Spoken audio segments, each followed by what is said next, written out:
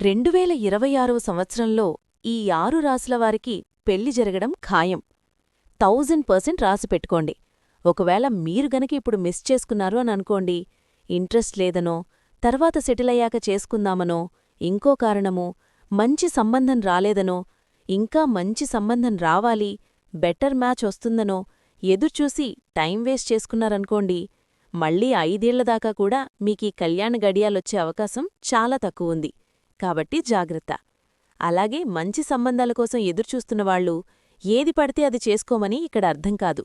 వచ్చిన వాటిల్లో మంచిది సెలెక్ట్ చేసుకుని త్వరగా పెళ్లి జరిపించుకోమని దీనర్థం. అయితే 2026వ సంవత్సరంలో చాలామందికి కూడా కళ్యాణ గడియలు వచ్చేటటువంటి ఒక అవకాశం ఉంది. ఎంతోమంది అవివాహితులు జీవితాల్లో కొత్త ఆశల్ని చిగురింపజేస్తుంది. గ్రహ సంచారం, వాటి శుభ ప్రభావాలు వివాహ గడియలను నిర్ణయించడంలో కీలక పాత్ర పోషిస్తాయి. ముఖ్యంగా దేవగురువైన బృహస్పతి, ప్రేమబంధాలకు కారకుడైన శుక్రుడు అనుకూలించినప్పుడు వివాహ మార్గం సుగమమవుతుంది. వీరు ప్రభావం జాతకంలో 7వ ఇంటిపై ఉంటే కళత్రస్థానంలో ఉన్నప్పుడు శుభ ఫలితాలు త్వరగా అందుతాయి. అయితే అదే సమయంలో శని, రాహు, కేతు వంటి గ్రహాలు ప్రతికూల సంచారం వివాహంలో జాబిలు, అడ్డంకులు, గందరగోళాలకు కారణం కావచ్చు. ఈ గ్రహ సంచారాల ఆధారంగా 2026వ సంవత్సరంలో ఏ రాశులవారికి కళ్యాణ గడియలు దగ్గరపడ్డాయో, ఏ రాశులవారు సవాళ్లను ఎదుర్కోవాల్సి వస్తుందో ఇప్పుడు వివరంగా క్లియర్గా మనమైతే తెలుసుకుందాం.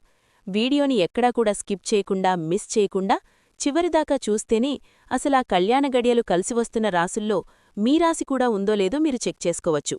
ఒకవేళ ఉంటే ఇప్పుడు నిర్లక్ష్యంతో ఉన్నారు అనంటే మేం సెటిలయ్యాక చేసుకుందాం, తర్వాత చేసుకుందామని చెప్పి ఆలోచించేవాళ్లు ఇరకాటంలో పడిపోతారు.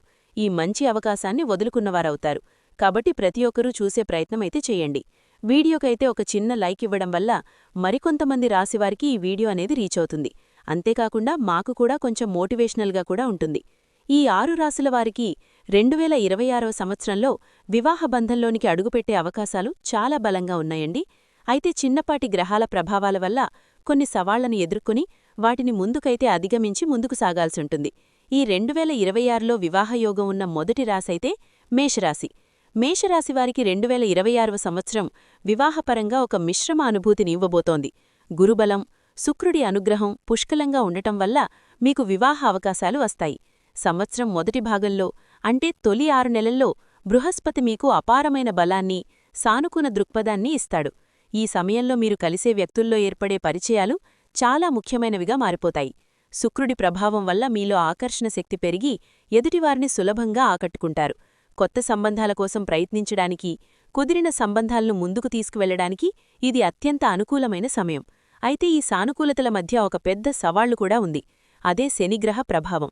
ప్రస్తుతం ఏళ్నాటి శని జరుగుతుందన్న విషయం మీకు తెలుసు. శనిదేవుడు మీ ఓర్పును పరీక్షిస్తాడు. దీనివల్ల వివాహ ప్రయత్నాల్లో ఊహించని జాప్యాలు, అడ్డంకులు ఎదురవుతాయి. అన్నీ కుదిరాయి, ఒక నిశ్చార్థమే తరువాయి అనుకున్న సమయంలో ఏదో ఒక చిన్న కారణంతో బంధం ఆగిపోవటం, సంబంధం ఆగిపోవటం లేదా వాయిదా పడటం వంటివి జరగవచ్చు. ఈ పరిస్థితి మీకు మానసిక ఆందోళనను కలిగించవచ్చు. అయినప్పటికీ మీరు నిరాశ చెందకూడదు.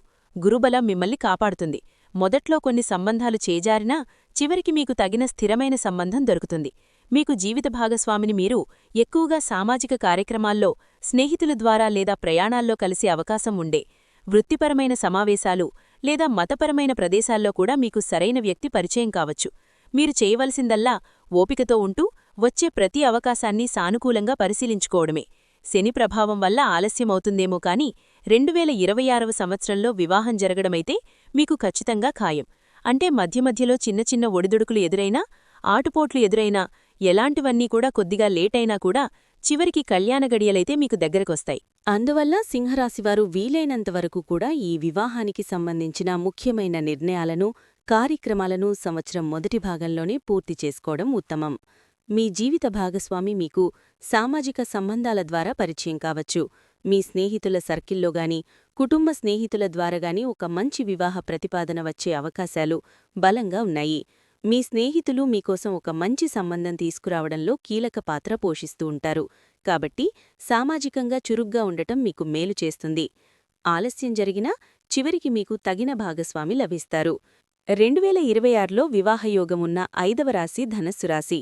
ధనస్సు రాశివారికి 2026వ సంవత్సరం వివాహం ఒక వరంగా అద్భుతమైన కానుకని ఇవ్వబోతోంది. చాలా అద్భుతంగా ఉండబోతుంది. మీ రాశి అధిపతి అయినటువంటి బృహస్పతితో పాటు కారకుడైన శనిగ్రహం కూడా మీకు అనుకూలంగా సంచరించడం ఒక విశేషం. సాధారణంగా శని జాప్యానికి కారకుడైనప్పటికీ కూడా ఈసారి మీకు అనుకూల స్థానంలో ఉండటం వల్ల మీ వివాహానికున్న అడ్డంకులన్నీ ఆయనే స్వయంగా తొలగిస్తాడు.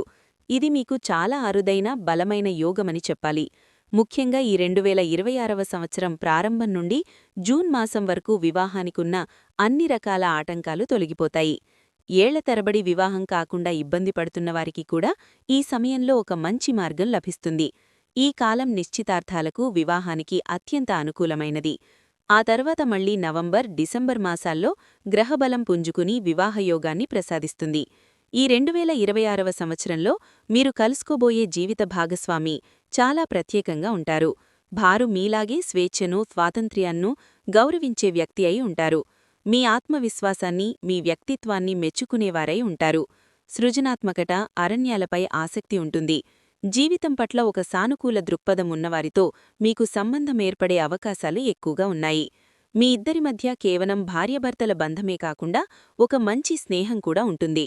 బృహస్పతి, శని ఇద్దరూ మిత్రులై ఉండటం వల్ల మీ బంధం చాలా స్థిరంగా, దీర్ఘకాలంగా నిలిచేదిగా ఉంటుంది.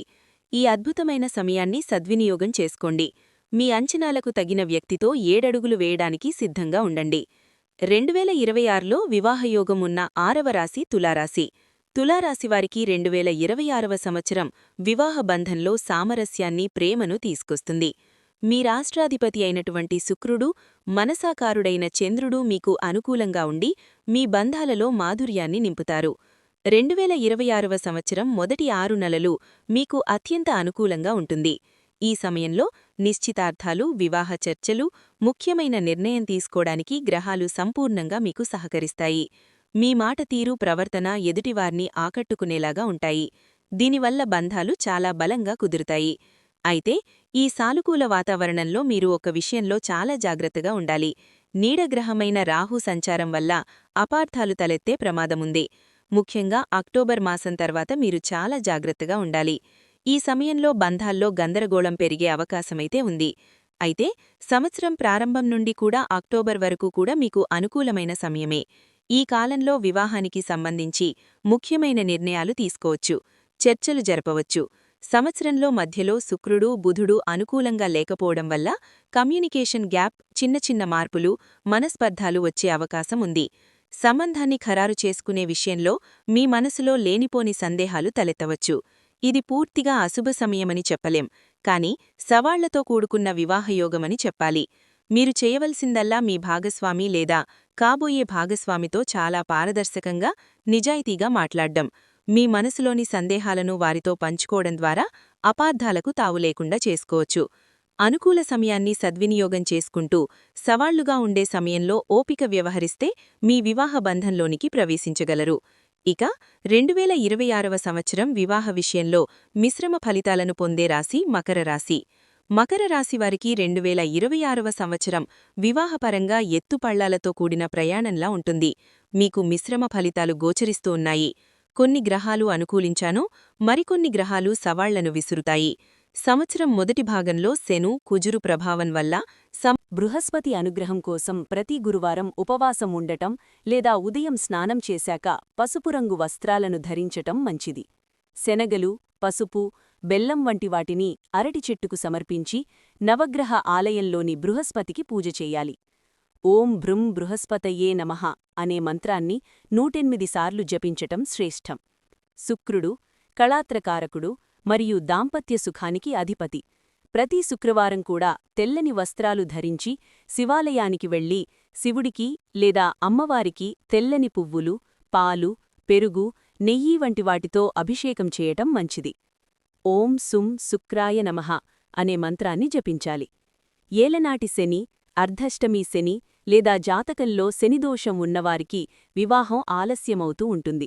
ప్రతి శనివారం కూడా ఉపవాసం ఉండి సాయంత్రం శనీశ్వరిని ఆలయానికి వెళ్లి నువ్వుల నూనెతో దీపం వెలిగించాలి. నల్లని నువ్వులు, నల్లని వస్త్రాలు, ఇనుము వంటివి దానం చేయటం మంచిది. హనుమాన్ చాలీసా పారాయణం చేయటం వల్ల శనిదోష ప్రభావం తగ్గుతుంది. రాహుకేతు దోష నివారణకు రాహుకాలంలో దుర్గాదేవికి నిమ్మకాయ దీపం వెలిగించటం, దుర్గ సప్తసతి పారాయణమూ చేయటం వల్ల రాహుదోషం తగ్గుతుంది. కేతువు కోసం గణపతిని ఆరాధించటం, ఓం గం గణపతాయే అని జపించటం ఉత్తమం. కొన్ని వ్రతాలు, పారాయణాలు చేయటం వల్ల కూడా వివాహానికి కలిగే ఆటంకాలను తొలగిస్తాయి.